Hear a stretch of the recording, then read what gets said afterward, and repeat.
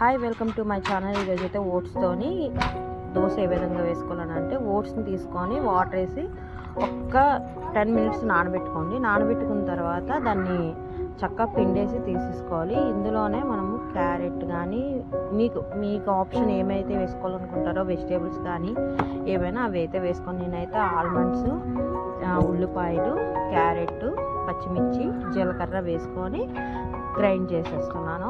ఇలా గ్రైండ్ చేసుకున్న దాంతో మనం చక్కగా దోశలు వేసుకోవాలండి. High fibre content, weight loss అవ్వడానికి కానీ బీపీ షుగర్ కంట్రోల్ అవ్వడానికి బెస్ట్ బ్రేక్ఫాస్ట్ కూడా.